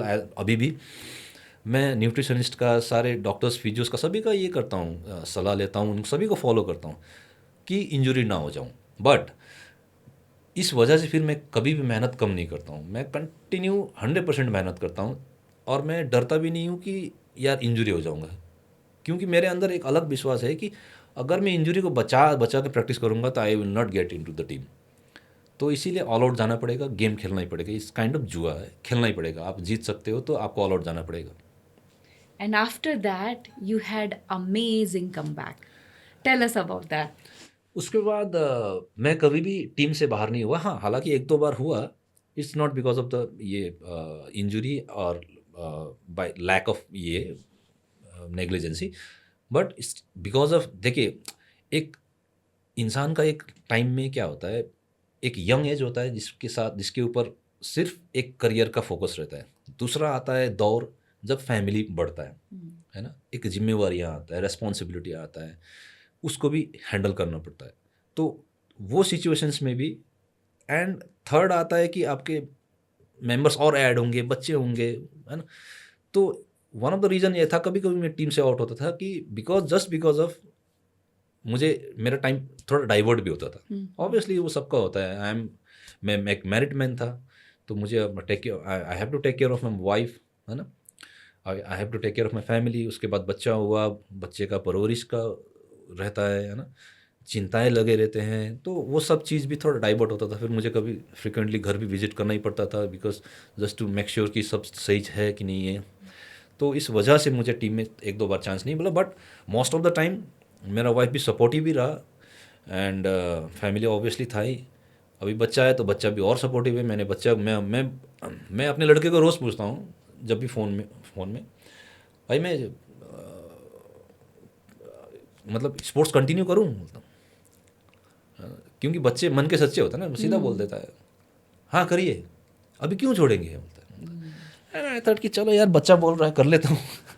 कोई बड़े आदमी बोल रहा हो तो सोचता हूँ कि हाँ ठीक है, हो सकता है कि ये मुझे आगे बढ़ाना चाहता हो या कुछ और रीज़न हो, बट बच्चे के अंदर कोई रीज़न नहीं होता है। बच्चे जो स्ट्रेट बोल देता है तो मैं उसका सुन लेता हूँ बच्चे का, फिर घर वाले तो मानते ही हैं। दूसरा, उसके बाद मैं एक और ओलंपिक मिस किया आफ्टर इंजरी, 2016 वाला। 16 वाला में एक मैंने गलती किया था उस वजह से, एक मैंने इक्विपमेंट्स में बहुत ज़्यादा छेड़खानी किया। तो वन ऑफ द रीज़न वो था कि मैंने 2016 का जो रियो ओलंपिक्स मिस किया, बट ओवरऑल सारे टूर्नामेंट्स मतलब यादगार ही खेले। उसके बाद भी ज़्यादा बेटर टूर्नामेंट खेल पाया जो मैं एक यंग तरुणदीप था, बिफोर इंजरी वाला तरुणदीप था, उससे बेटर टूर्नामेंट खेल पाया आफ्टर इंजरी के बाद। इंजरी के बाद जो रिकवर हुआ वो बेटर खेल पाया। तो very very happy with all my ये करियर का थ्रू आउट, बहुत खुशी मिला मुझे। तो क्या इंजरी ने आपको और पैशन दिला दिया? बिकॉज कहीं ना कहीं आपके अंदर एक डर था कि डर बैठ गया था कि मैं आर्चरी के बिना कुछ भी नहीं हूँ, because archery is everything to me. Obviously वो महसूस होना, अब प्रैक्टिकल महसूस होना, वो चीज़ मेरे लाइफ में था। देखिए अभी मैं प्रैक्टिकल जब महसूस होता है ना, इंसान अगर सच में इंसान बन जाता है वो। तो मैं एक आर्चर था, वो सच वाला आर्चर तभी बन पाया जब मैं इंजरी से रिकवर्ड हुआ। इंजरी ने मुझे महत्व पता चला इंजरी का, कि भाई मैं दिन भर जब जो ट्रेनिंग में लगा रहता था, मैं दिन भर अब बिस्तर में पड़ा रहता हूँ। तो 2-4 दिन तो अच्छा लगेगा, चलो रेस्ट है, लेकिन कब तक? 2-4 महीने के बाद तो आप फ्रस्ट्रेशन हो जाओगे कि भाई जिस काम के लिए मैं हूँ यहाँ पे, जिस काम के लिए मैं घर छोड़ के आया था, जिस काम के लिए इतना खुश था घर वाले भी कि मेरा बेटा नाम कमा रहा है, हाँ है ना? जिस काम के लिए इंडियन आर्मी ने मुझे एनरोल्ड किया गया, तो बड़ा दुख लगता था उस टाइम पे। और अपने दोस्तों को देखता था कि चलो वो लेके जा रहा है, प्रैक्टिस कर रहा है, आ रहा है ना? तो एक प्रैक्टिकल रियलाइजेशन कराया मुझे, भगवान ने कराया होगा शायद, प्रैक्टिकल रियलाइजेशन करवाया गया। एंड उसके बाद जो है ना, मैं हर दिन ये सोच के रिहैब करता था कि जिस दिन ठीक हो जाऊंगा ना, मैं मतलब ग्राउंड से बाहर ही नहीं जाऊंगा, मैं ग्राउंड में सोऊंगा, ग्राउंड में उठूंगा। तो उस तरह का मन में ये आता था, ख्याल जो होता ना, एक बातें चलते थे कि भाई जिस दिन ठीक हुआ मैं बिल्कुल ग्राउंड से हिलूंगा ही नहीं। तो एक रियल आर्चर में तभी बन पाया जब आफ्टर इंजरी, जब वापस मैं आर्चरी में आया, तभी मैं समझता हूँ कि मैं एक रियल आर्चर बना। उससे पहले थोड़ा सा काइंड ऑफ फंटूस आर्चर होता है ना, वैसे। मैंने आपसे इतनी लंबी बातें की और मतलब मुझे लगा यू आर, बोलते ना, एकदम सेल्फ मोटिवेटेड पर्सन हो। What is that trigger point which keeps you that motivated? एक तो मैंने इससे पहले एक चीज़ बताया था ना कि अभी अभी का सिचुएशंस का, अभी के ज़माने का archery is totally different from जो भी हम अपना करियर स्टार्ट किए थे 1997 में। तो मुझे हर दिन आजकल जो है ना, परफॉर्मेंस बढ़ाने के लिए जो चुनौतियाँ मिलते हैं, वो चुनौतियों को मुझे अच्छा लगता है कि एटलीस्ट जब मेरे पास चुनौती नहीं होता ना, तो वो मुझे बोरिंग लगता है आर्चरी। जब मेरे अंदर कुछ चुनौतियाँ पैदा होता है, मेरे सामने जब सिचुएशंस पैदा होता है, तो मुझे वहाँ आर्चरी करने में ज़्यादा बेटर होता है। और वो चुनौती कैसे होता है कि देखिए, एक तो मुझे सबसे पहले फिटनेस पे ध्यान देना होता है, ठीक है। At the age of 41 and 42 years, आप जेनजियो के साथ लड़ाई करने के लिए आपका muscle has to be run like Gen Z वाला जेंजी, मसल। यस। फर्स्ट चुनौती मेरा ये होता है and it keeps motivated me. And दूसरा, I still do practice like the way I do back in 2003-4 है ना, उस टाइम का जो तरुण जो प्रैक्टिस करता था, आज का दिन भी मैं उतना ही प्रैक्टिस करता हूँ एंड कंप्लीट टाइम मैं अपने आर्चरी को ही देता हूँ। बस मोटिवेटेड इसलिए मोटिवेटेड मैं रहता नहीं रहता, मैं उसका एनालिसिस नहीं करता। इट्स योर ग्रेटनेस कि आपको ऐसा लगता है कि मैं मोटिवेटेड रहता हूँ। मैं लेकिन एवरी टाइम मेरा दिमाग में ना चल रहा होता है कि मैं क्या करना है, मुझे क्या कैसे करना है, मेरा ये लूप होल है, मुझे इसको ब्लॉक करना है, मुझे यहाँ जाना है, यहाँ जाना है। तो एवरीडे मेरा इसी में चला जाता है। And most of the time फिर आजकल क्या है कि अब जूनियर आर्चर्स जो भी मेरे साथ जो ट्रेनिंग करते हैं, उनके बारे में भी, उनका भी टेक्निक का सॉल्यूशंस वगैरह मेरे दिमाग में रन करता रहता है। उसका ये चल रहा है, उसका ये चल रहा है, उसको ये करना होगा तो ऐसा होगा, है ना, ये सब चीज़ चलता रहता है। तो उस वजह से भी मतलब मेरा समय कट जाता है and it keeps motivated me also. क्योंकि जब मैं सिखाता हूँ ना किसी को, तो मैं एक्चुअली खुद को ज़्यादा सिखा रहा होता हूँ। मैंने ये रियलाइज़ किया, जब मैं किसी को सिखाता हूँ तो मैं खुद के अंदर का करेक्शंस भी आता है, यार मैं भी तो ऐसे करता था, तो इसका ऐसा चल रहा है, तो मैं इसको तो सिखाऊंगा ही, मैं भी अडॉप्ट करूंगा इस चीज़ को। क्योंकि भूला बिसरा चीज़ होता है दिमाग में, जब अपने जूनियर्स लड़के जो दूसरे आर्टिस्ट जो पूछते हैं तब वो ट्रिगर करता है, अरे ये भी इस टेक्निक का इलाज तो वो है। तो जब मैं कोई जूनियर आर्टिस्ट आके मुझे पूछता है तो मैं भी खुद मोटिवेटेड होता हूँ। क्योंकि मुझे वो जो हाइडन जो टेक्निक्स है, जो फॉरगॉटन जो टेक्निक्स वगैरह था ना, वो टेक्निक्स वगैरह दिमाग में वापस आ जाता है फिर। एंड वो भी एक वन ऑफ द मोटिवेशंस है। एंड दूसरा, जब भी जिस आर्चर्स को मैं सिखाता हूँ वो आर्चर जब अच्छा करता है ना, तो मुझे बहुत खुशी मिलता है। तो हो सकता है कि वन ऑफ द रीज़न ये भी है कि मैं अभी तक आर्चरी में जुड़ा हुआ हूँ।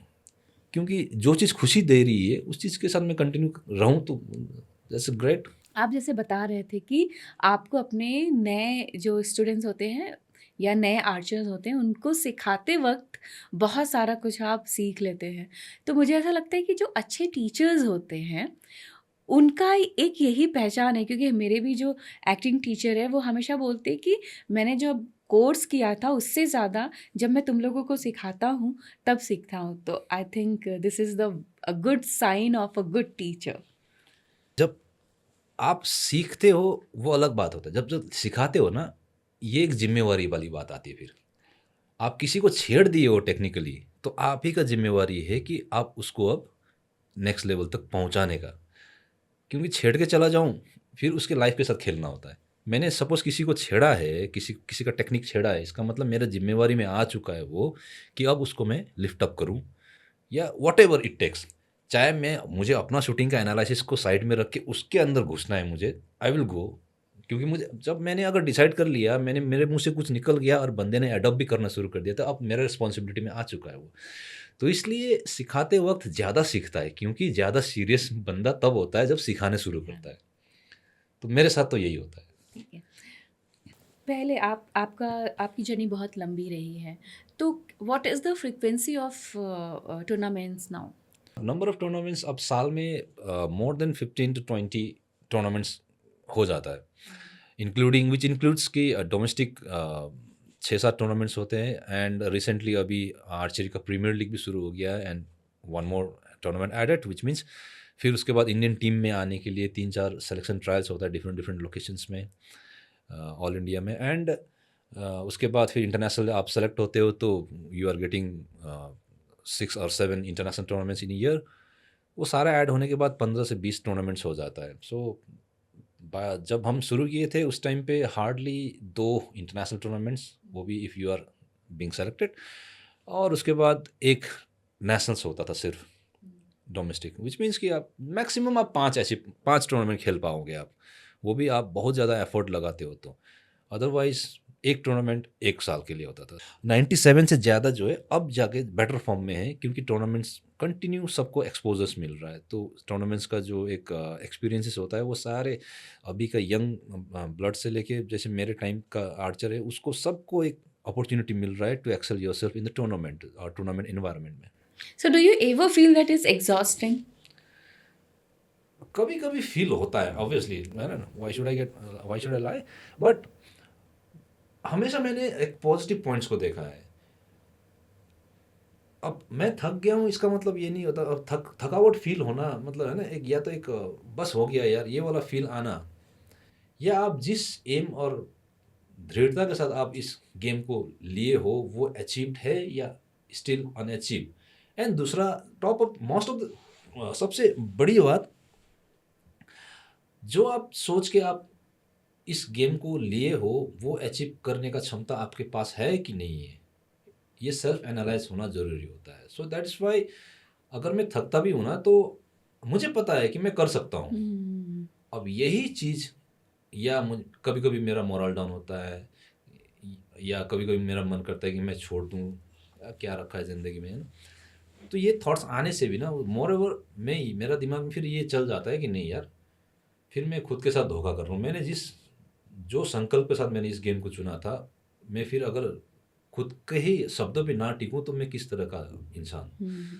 तो वो ज़्यादा दिमाग में आ जाता, सो इसलिए मैं वो चीज़ को हाइपर होने नहीं देता हूँ जो चीज़ मुझे ले डाउन करता। What kind of support you're getting from the government right now? Are you happy with the reforms coming? पहले से देखिए, मैं हमेशा आपको बताऊंगा तो एक कंपैरिजन के तरफ से ही बताऊंगा। 2003 से मैं इंडियन टीम में हूँ, राइट। 3 से लेके आज तक गवर्नमेंट का जो सपोर्ट है वो मैसिव चेंजेस है उस पर हम्म। अभी। And there are lots of schemes. Hmm. जो स्पोर्ट्स अथॉरिटी ऑफ इंडिया का जो एक ट्रेनिंग सेंटर थे उस टाइम पे भी, आज उसका नंबर भी बहुत ज़्यादा बढ़ चुका है। एंड एक्सीलेंस सेंटर वगैरह, नए नए एक्सीलेंस सेंटर्स वगैरह सारे इंट्रोड्यूस हुआ है जिसका लाभ सभी लोग उठाते हैं। हम्म। और खेलो इंडिया स्कीम्स वगैरह हो गया, हाँ। टॉप्स विच मीन्स की टारगेट ओलंपिक पोडियम स्कीम्स, है ना। आपको स्पेसिफिकली और स्पेशली आपको ट्रीटमेंट एंड आपको फैसिलिटीज़, आपको ट्रेनिंग फैसिलिटीज़ से हो गया, इक्विपमेंट्स हो गया, सब सपोर्ट करते हैं। Because if you are in a TOPS scheme of Indian government, so you are very elite athlete, has potential to win medals for in Olympics for India. तो ये सब स्कीम्स तो गवर्नमेंट का है ही है। एंड सेकंड, जो athletes को training के लिए भेजते हैं, दैट्स ऑल्सो एडेड बिफोर, पहले ऐसे नहीं था। और लाइक आई सेड, इक्विपमेंट्स तो मैंने बता ही दिया कि इक्विपमेंट्स में बहुत ज़्यादा सपोर्ट है। पहले एक पेयर, वन सेट ऑफ बो कंप्लीट कर पाना मुश्किल होता था हमें, बीइंग इंडियन टीम का मेंबर होने के बावजूद। बट आज का दिन इंडियन टीम का मेंबर होने का नहीं, मतलब एक साइज सेंटर में भी आप ज्वाइंट हो, यू आर गेटिंग मतलब एक फुल सेट्स ऑफ इक्विपमेंट्स तो मिलता है एक आर्चर को जो चाहिए होता है। तो उसमें एक मैसिव चेंजेस है। दूसरा, नंबर ऑफ टूर्नामेंट्स, पहले जैसे 2 या 3 इंटरनेशनल टूर्नामेंट्स भेजते थे इंडियन गवर्नमेंट्स, अब जो है कि जितना भी हो, सपोज अगर मेजर टूर्नामेंट्स अगर साल में, राइट, वर्ल्ड आर्चरी जो एक गवर्निंग बॉडी है उसके तरफ से जब 5 टूर्नामेंट्स हो रहा है तो पाँचों का पाँचों में भेजता है। एंड और भी बहुत सारे टूर्नामेंट्स है, बट मिनिमम टूर्नामेंट्स मतलब 5-6 तो भेजता ही है इंडियन गवर्नमेंट, क्योंकि पहले एक ही भेज पाता था। तो वो भी एक चेंजेस है। तो मैं समझता हूँ कि तब से लेके अब तक जो है गवर्नमेंट ने बहुत ज़्यादा इंप्रूवमेंट्स लिए हैं। एंड सो दैट्स वाई कि नंबर ऑफ ओलंपिक मेडल्स भी बढ़ रहे हैं हर साल। और मुझे पूरा आशा है कि पता है कि ये हर साल ये फैसिलिटीज़ जो है एक बढ़ता ही रहेगा। एक कोई चीज़ अगर आपके हिसाब से आर्चरी में चेंज होनी चाहिए तो वो क्या? मुझे लगता है जैसे अभी एपीएल देखा होगा आपने, शायद, है ना। एपीएल का फॉर्मेट देखिए, आर्चरी तो टू शूट एरोस है ना, एक ब्रॉड माइंड से देखा जाए तो। बट एपीएल का फॉर्मेट मुझे इसलिए अच्छा लगा, मैं एक फॉर्मेट का बात करता हूँ, मैं ये नहीं कर रहा हूँ कि जैसे वर्ल्ड आर्चरी का जो जिस तरह से टूर्नामेंट्स वगैरह होता है वो चेंज होना चाहिए, वो नहीं कह रहा हूँ। बट मुझे बेटर लगा एपीएल का फॉर्मेट, प्रीमियर लीग का फॉर्मेट, जहाँ आपको आपका एरो जो शूट होता है उसके लिए जो एक सर्टन एक स्पेसिफिक टाइम होता है उसके अंदर शूट करना होता है। तो वर्ल्ड आर्चरी का है 20 सेकेंड्स पर एरोस, एंड प्रीमियर लीग में 15 सेकेंड्स पर एरोस दिया गया था, विच मीन्स कि 15 सेकेंड में आपको get into the line, shoot and come back. अब उसके साथ बहुत सारी चुनौतियां भी आता है आर्चर्स को, हवा चलता है, but you have to take shot in 15 second, मतलब 15 सेकेंड में घुसना भी है, एरोस को लगाना भी है, उठा के चलाना भी है, and you have to get back also. तो बहुत ज़्यादा एक्साइटमेंट था। तो मुझे लगता है जितना, और ये एक्साइटमेंट क्राउड्स को भी बहुत ज़्यादा पसंद आया। प्रैक्टिकली मैंने देखा भी वहाँ पे, उनको ज़्यादा वेट नहीं करना मैं पड़ा। खेल के भी देखा एंड बीइंग एक्सपेक्टेटर की नज़र से भी देखा मैंने। वो ज़्यादा एक क्राउड लविंग ये था, एंड एक्साइटिंग। यस। एंड वो मुझे लगता है कि थोड़ा बहुत होना चाहिए चेंजेस, ताकि देखिए खेलना ही नहीं, देखने वालों को भी मज़ा आना चाहिए। स्पोर्ट्स का मीनिंग तो ये भी होता है ना कि हम जो देख रहा है उसको भी खुशी मिले। तो ज़्यादा खुशी मिल पा रहा था इस बार क्राउड जब देख रहे थे। तो मुझे लगता है ये चेंजेस होने से सबका अच्छा होगा। तरणदीप, आपने कहा कि फैमिली के साथ, आपकी फैमिली भी है, आपका बच्चा भी है, how do you balance that? Because I think आपकी फैमिली पूरी में रहती है कहीं और? सिक्किम में रहता है। हाँ। मैनेज, मुझे actually to be very honest, मैं अभी भी जैसे ना एक अनमेरिड वाला ही लाइफ बिताने का मुझे एक अवसर या मतलब एक ब्लेसिंग मिला हुआ है। घर I के बारे hope में when your wife listens that she takes it in a good spirit, you know? या नहीं, मैं उसका उसका भी एक वो बताऊंगा। This is just because of my wife, कि वो मुझे इतना फ्रीडम एंड इतना फ्रीडम फ्रॉम घर का काम से, नॉट कि फ्रीडम फॉर योर मतलब जो मर्जी करो, फ्रीडम फ्रॉम बच्चे का रिस्पॉन्सिबिलिटी, फ्रीडम फ्रॉम पेरेंट्स जो अभी ओल्ड एज में है उनका देखभाल, है ना। घर का बहुत सारी जिम्मेवारी होता है, सबको पता है ना। बिजली से लेके पानी से लेके घर का जो छोटा मोटा रिपेयरिंग होता है ना, सिलेंडर होता है, बहुत there are lots of things which मैं समझता हूँ कि घर का एक लड़का तो होना चाहिए। बट स्टिल मैं बाहर हूँ तब भी घर चल रहा है सही से, एंड मुझे बिल्कुल भी चिंता नहीं करना पड़ता, विच मीन्स कि I should thanks to my wife, right. And also my son also, उसने कभी मुझे जिद नहीं किया कि मुझे पापा आपका आप चाहिए। एंड उसके बाद मेरा मम्मी पापा तो है ही, मम्मी पापा तो बहुत बहुत बचपन से मेरा पूरा उस पर ही है। बट मुझे थोड़ा सा डर लगा था कि यार अब शादी हो गया, मेरा लाइफ कैसे चलेगा। बट शादी के बाद भी मेरा लाइफ वैसे ही चलने का जो कुर्बानी मैं बोल सकता हूँ मेरा वाइफ ने जो दिया, वो मैं मतलब हैट्स ऑफ टू हर, बहुत मतलब अहम किरदार निभाता है मेरे आफ्टर मैरिड वाला। जो मैंने 2010 में शादी किया था, 2010 में ही मैं एक रियल आर्चर भी बन पाया था ना, जो आपको बताया मैंने। तो उसमें मेरा वाइफ का भी बहुत बड़ा रोल है, और उसी का ही मैं समझता हूँ, क्योंकि अगर मैं उसका जिम्मेवारी मतलब उठाना पड़ता, या ना एक होता है ना दूसरे का, मैं बेटी को उठा के घर पे लाया हूँ तो मेरा जिम्मेवारी में है वो, अब 100% मेरा उस पर रेस्पॉन्सिबिलिटी है। I should take care of her, I should, मतलब होता है ना, बहुत लाइफ चेंजिंग चीज़ है। तब भी मैं मतलब मुझे कंटिन्यू आर्चरी करने दिया, शादी के भी वेरी नेक्स्ट डे से ही चलो आर्चरी करो तुम। तो that's one of the reason कि मैं आज तक आर्चरी कर पाया हूँ एंड बैलेंस कर पाया हूँ फैमिली और अपने करियर पे भी। I think it takes a legendary family to make a legend archer. And I I think so. feel your wife is a real gold medalist. Thank you. Okay. So when it comes to your son, what's his take? I mean, you know, I know that you told me that he's a very supportive when it comes to your archer life. How difficult it is for you to handle him, you know, because again, it comes a Gen Z power, life, and the exposure. So what is difficult? Archery, army, or parenting? मुझे लगता है parenting ज़्यादा difficult है, because parenting में क्या है कि एक तो बच्चे को सही राह दिखाना ये बहुत मुश्किल काम होता है, एंड आप रैंडमली कभी भी फ्लुक्स आउट नहीं कर सकते फिर वहाँ पे, ये करके देखता हूँ सुधर जाएगा कि नहीं सुधर। आप you have to be make sure of your plan कि ये plan will workout for him. तो उस तरह से डिसीजन लेना मतलब is a very hard decision. हम जैसे स्पोर्ट्स में हम फ्लुक ले सकते हैं, कभी कभी हम रिस्क ले सकते हैं, है ना, उससे भी कभी अच्छा परफॉर्म होता है। बट पेरेंटिंग तो मतलब मेरे मुंह से जो शब्द निकलता है मेरे बच्चों के प्रति तो वो छपता है। Yes. तो वो संभाल के निकाले और सही शब्द निकाले, जो कि हर एरोज जो है 10 लगना होता है, एक्स लगना होता है, वही शब्द जो है पेरेंटिंग करते वक्त निकालना होता है, वो that's a very hard job. वो मुझे लगता है ये तीनों में से ये बहुत ज़्यादा हार्ड है। As a parent I can totally relate with this.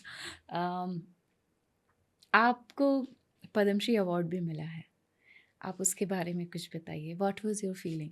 Padma Shri मुझे 2021 में मिला था। कोविड का दौर जस्ट ख़त्म ही हुआ था। अ, पद्मश्री का एक ट्रिगर पॉइंट ये था, बाद में मैं जो समझा, 2005 में हमने वर्ल्ड चैम्पियनशिप में पहली बार इंडिया को मेडल जितवाया था, है ना। वो मैड्रिड में था वो गेम, वर्ल्ड चैम्पियनशिप, ये सेकंड बिगेस्ट गेम होता है ओलंपिक्स के बाद। उसके बाद आफ्टर आफ्टर 19 ईयर्स 2019 में हम लोग ने फिर नेदरलैंड में इंडियन टीम का मेडल जीता था, वर्ल्ड चैम्पियनशिप में, सॉरी वर्ल्ड चैम्पियनशिप मेडल जीता था इंडियन टीम के से। वो एक मुझे लगता है वो 19 ईयर्स का जो एक ब्रेक थ्रू था ना, मैं उस टाइम पे भी था और उस टाइम 2019 में भी टीम में था। एंड उसके बाद हमने टोक्यो ओलंपिक के लिए क्वालिफाई भी किया था टीम को। वो एक one of the main point हो सकता है पद्मश्री के लिए रिकमेंडेड होना। आई वॉज वेरी अनअवेयर अब ये इसके लिए अवार्ड के लिए मुझे पता भी नहीं था कि ये सिविलियन अवार्ड्स होता है ना, इसको क्या करने से मिलता है, मुझे कुछ नहीं पता था। बट एक शाम को किरण रिजिजू सर का फ़ोन आया, कि डायरेक्ट फ़ोन आया था पीए के थ्रू, उनके पीए के थ्रू, तो आपसे मिनिस्टर सर बात करना चाहते हैं, बोला। मैं सोचा रिजिजू सर को जानते तो है, नाम सुना है। नाम सुने हैं, स्पोर्ट्स मिनिस्टर था उस टाइम। अनाउंसमेंट जो हुआ था ना वो 2020 में हुआ था, तो उस टाइम पे मिनिस्टर ऑफ स्पोर्ट्स यानी यूथ का किरण रिजिजू सर ही थे। उनका डायरेक्ट इस तरह से फ़ोन आया कि यार मिनिस्टर बात करना चाहते हैं, minister sir. I was very shocked, मतलब किस बारे में बात करेगा मुझसे। तो हाँ तरुणदीप, बोला हाँ यस सर, तुम्हारा नाम इसमें शॉर्ट लिस्ट हुआ है, कॉन्ग्रेचुलेशंस बोल के, स्पोर्ट्स में आपको ये मिल रहा है। तो मैं हक्का बक्का रह गया। उसके बाद मेरे मुंह से सिर्फ थैंक यू सर बोला, ओके बोल के रख दिया। फिर मैं कंफर्मेशन के लिए, भाई ये मेरे साथ कोई मजाक नहीं कर रहा, कंफर्मेशन के लिए फिर मैंने इंटरनेट में देख रहा हूँ, कुछ भी नहीं। अब देखिए हायर अथॉरिटी को तो पहले खबर चला जाएगा ना, बोर्ड में जो भी ये हुआ, शायद उनको पता चल गया था होगा, स्पोर्ट्स में रिकमेंड हुआ है ये बंदा। तो बाद में मुझे 2 दिन बाद फिर पक्का खबर आया कि ये हुआ है। बहुत खुश हुआ कि यार पद्मश्री मिल गया। नहीं, मुझे ऐसा लगता था ना कि इसके लिए फॉर्म भरना होता है, इसके लिए पता नहीं क्या क्या करना होता है, तो मेरे को पद्मश्री ऐसे ही मिल गया। मैं मतलब इसीलिए शौक था वहाँ पे। फिर बाद में पता चला कि वो परफॉर्मेंस का जो मतलब काफ़ी लंबे दौर तक मैं परफॉर्मेंस को स्टेबल रख पाया था, इस वजह से मुझे पद्मश्री के लिए रिकमेंड किया गया। Arjun award, Padmashri, and you still unstoppable. What's next? Next and final बहुत पहले से ही ओलंपिक मेडल्स ही रहा है। देखिए इंडियन आर्चरी ने सब कुछ जीत रखा है आज के दिन, सब कुछ, वर्ल्ड चैम्पियनशिप्स, एशियन गेम्स और बाकी छोटा मोटा सारे टूर्नामेंट्स एक्सेप्ट ओलंपिक्स। तो सभी के साथ साथ मेरा भी गोल यही है कि पूरा हिंदुस्तान के तरफ से भी कि ओलंपिक में मेडल लाना है आर्चरी में भी। उसी के लिए पूरा गवर्नमेंट भी, एसोसिएशंस, इंडिविजुअल्स, हम आर्चर्स सभी इसी के पीछे काम कर रहे हैं। तो नेक्स्ट गोल यही रहेगा। हालांकि बहुत पहले अचीव हो जाने वाली चीज़ है ये, पर मैं समझता हूँ कि हर चीज़ का एक सही वक्त आता है, सही वक्त में जीता जाता है। अब हम कोरियंस के साथ मेडल विनिंग का जो एक रेशियो है, हम कंपेयर इसलिए नहीं कर सकते कि वो 1988 से ओलंपिक मेडलिस्ट कंट्री रहे हैं आर्चरी में। हमारा इंडियन आर्चरी का जन्म तो 19 शायद 82 के आसपास ही हुआ है।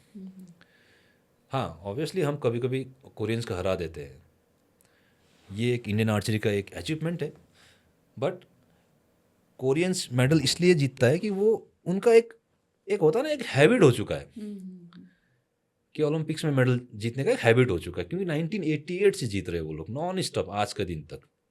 तो उनको हरा के हमें आगे मेडल जीतना एक थोड़ा सा वक्त लगेगा उसको।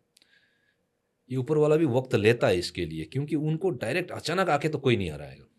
इसके लिए सारे कायनात जो है ना एक होना पड़ता है। उसके बाद हराना जब एक बार शुरू होगा तो कंटिन्यू फिर बाकियों को हराते हुए हम मेडल ला सकते हैं। मैंने एक बुक पढ़ी थी, जापानीज बुक है the zen, and it's all about archery.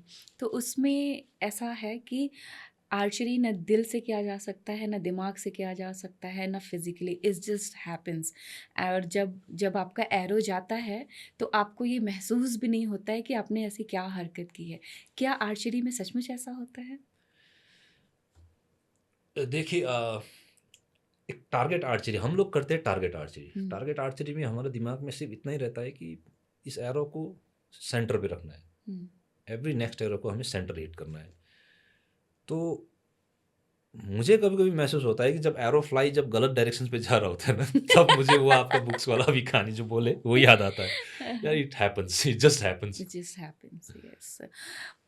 एक चीज़ जो आर्चरी के लिए बहुत इम्पोर्टेंट है। मैं समझता हूँ आर्चरी के लिए सबसे ज़्यादा important, never miss the training sessions. Never miss. ये गेम ऐसा है कि आपको जो मसल मेमोरी जो है ना वो एडaptation होना होता है and connected with the brain होता है। आप ये दो चीज़ का तालमेल कभी भी खो दोगे, जितना पाओगे जितना इस दो चीज़ का तालमेल पाओगे उतना ज़्यादा आपका आर्चरी अच्छा होगा। सो इसीलिए मैं सबको बताता हूँ कि आर्चरी में never miss the training sessions, because once missed it will never come back to you. Cover up नहीं होता है। मॉर्निंग का आपने चलो थोड़ा बंक मार दिया, आधा घंटा लेट पहुँचे, 10 मिनट लेट पहुँचे, मैं फिनिशिंग का 10 मिनट एक्स्ट्रा करूँगा ना, वो कवर अप नहीं बोल सकते हो। वो आप 10 मिनट एक्स्ट्रा जो है वो एक्स्ट्रा आपका वर्कआउट में एडेड होता था, होना चाहिए था, बट आपका लाइफ आप कवर अप में कर रहे हो आप। तो आपको मेंटल स्टेटस भी वही हो गया ना, कवर अप। आपके अंदर वो डिसिप्लिन ही नहीं रहे, आपके अंदर वो डेडिकेशन कहाँ गया फिर कि मैं ये चीज़ पाने के लिए ये चीज़ मैं करूँगा, मैं चाहे मुझे ये कुछ खोना पड़े लेकिन मैं करूँगा इस चीज़ को। तो एक मैं वही कहना चाहूँगी, never miss the training sessions. And one suggestion for new archer, new generation archers? New generation archers को मैं यही बोलूँगा कि सबसे पहले आपको मेहनत करना होगा। आप जब तक मेहनत का घड़ा नहीं भरोगे तब तक आप एक्सीलेंस नहीं पाओगे।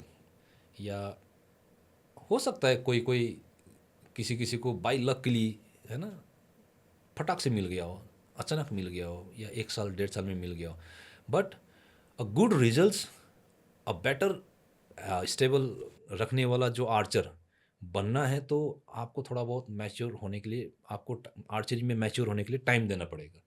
सो डू नॉट रश कि मैंने आज अगर मैंने बो उठाया है तो मुझे कल का दिन नेक्स्ट 2 इयर्स के अंदर मुझे इंडियन टीम के अंदर होना है। ये इतना आसानी से नहीं होता है। तो इसीलिए trust in yourself, work hard, पहले सबसे ज़्यादा मेहनत करो, then only expect from the god from yourself कि आप सबसे बेटर आर्चर बनना चाहोगे, बन रहे हो। तरुणदीप, आप बहुत लोगों से मिलते होंगे और मीडिया के सामने भी कई बार आए होंगे। कोई ऐसी बात जो आप चाहते होंगे कि लोग आपसे पूछें लेकिन कभी नहीं पूछता? ऐसी बात कभी याद नहीं किया, ऐसी बात कोई। या कोई ऐसी चीज़ जो आप चाहते होंगे कि आप दुनिया के साथ शेयर करें और आपको मौका नहीं मिला? अभी जो इससे पहले जो बताया उसके साथ रिलेट करूंगा मैं। एक जब आर्चरी जब शुरू करते हैं ना, या कोई भी करियर, स्पेसिफिकली आर्चरी के बारे में बोलूँगा अब, कि आप शुरू करने से पहले आपका गोल बिल्कुल क्लियर होना चाहिए कि आप कहाँ तक पहुँचने के लिए कर रहे हो अब ये गेम। हो सकता है कोई कि चलो मैं एशियन गेम्स का मेडल के लिए अब ये आर्चरी खेलूँगा, पॉसिबल है, प्रैक्टिकल है, इट्स ओके। कोई किसी के दिमाग में होगा कि ओलंपियन बनना है, किसी के दिमाग में होगा नहीं ओलंपिक का गोल्ड मेडल लेना है, किसी का दिमाग में होगा चलो जॉब के लिए करता हूँ, चलो कोटा के लिए करता हूँ, चलो यूनिवर्सिटी का एडमिशन के लिए करता हूँ। इट्स ओके, कर सकते हैं हर कोई, but you should be very very clear कि शुरू में ही कि आप कहाँ तक जा सकते हो। वंस यू डिसाइडेड, तभी आपका जो है ना वो चारों तरफ का जो ब्रह्मांड का जो शक्ति है ना वो भी काम करेगा। आप कंटिन्यूसली चेंजेस करते रहोगे बीच में अपना गोल को, तो वो फिर डिस्ट्रैक्शंस आ जाएगा। लाइक फॉर एग्जांपल, जैसे हम जब आर्चरी शुरू किए ना, तो it was the year of 1997। अब आप समझ सकते हो कि 1997 में Olympic medalist, it's very very मतलब अनइमेजिनेबल थिंग्स। तो हमें जो गाइड भी करते थे ना, वो लोग हमें यही बोलता था कि you have to be become an Olympian. तो हमें लगता था कि ओलंपियन होना बहुत बड़ी बात होती है, और दिमाग में छप गया वो चीज़, और मन में ये भी लगता था कि हमें भी ओलंपियन होना है। तो इसीलिए आज तक ओलंपिक मेडल जीतने में हम संघर्ष कर रहे हैं, क्योंकि अब कंटिन्यू चेंजेस कर रहे हैं ना हम लोग। नहीं यार नहीं, क्योंकि बचपन में तो जो सपना था वो तो ओलंपियन बनना था, क्योंकि हमें गाइडेंस ऐसे कराया गया था। तो इसीलिए मैं आने वाले जनरेशन को ये कहना चाहूँगा कि आपका सपना आज के दिन ही क्लियर होना चाहिए, ताकि आपको मतलब मेरे जैसे संघर्ष ना करना पड़े, कि आपको कंटिन्यूसली मतलब चेंज ना करना पड़े ऑन द वे में कि नहीं Olympian is not enough, I will achieve this things. तो ये इसीलिए मैं समझता हूँ कि पहले क्लियर हो जाना चाहिए गोल, उसके बाद आता है काम। अब जैसे मैंने बोला कि डू नॉट मतलब never miss the training sessions बोला। अब जब आपने गोल सेटिंग किए हो तो ऐसे बैठे बैठे तो नहीं आएगा। अब आप ऑब्वियसली जिसने भी गोल सेटिंग किया होगा हाईएस्ट वाले किए होंगे, करना ही चाहिए, हाईएस्ट वाला ही करना चाहिए। तो फर्स्ट आता है उसके लिए फिर नेवर मिस द ट्रेनिंग, पहला, तभी आप उस जगह पहुंच पाओगे। ओनली एक रीज़न है जिस वजह से आप ट्रेनिंग सेशन मिस कर सकते हो, दैट इज आप अगर बीमार होते हो तो एथलीट का दूसरा सबसे इंपॉर्टेंट पॉइंट होता है कि to take care of your body. तो मैंने अगर बोल दिया कि हाँ बीमार है तब नहीं तब ट्रेनिंग सेशन मिस कर सकते, इट डजंट मीन दैट कि आप बीमार पड़ जाओ। आपका रेस्पॉन्सिबिलिटी है अब कि आप बीमार ना पड़े। तो बीमार ना पड़ने के लिए आपको सारा एनालिसिस करना होगा, आपको वेदर चेंजेस का एनालिसिस, आपका रूम टेम्परेचर, आपका एवरीथिंग। तो एथलीट का ये भी एक रिस्पॉन्सिबिलिटी बनता है अगर आप उस लेवल तक जाना चाहते हो। तीसरा, आपका टीम कंसिस्टेंट विथ कोच हो गया, fitness trainer, physical trainer and mental trainer. उसके बाद आता है फिजियोथेरेपिस्ट, राइट।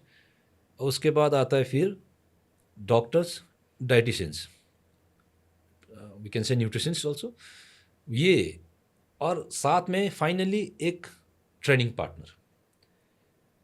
ये चीज़ होना बहुत ज़रूरी होता है, क्योंकि एक टाइम था कि आप अकेले प्रैक्टिस करके भी एक सर्टन लेवल तक पहुंच सकते हो, लेकिन आज का दिन बहुत ही ज़्यादा फाइट है इन एवरी फील्ड, आर्चरी में भी बहुत ज़्यादा।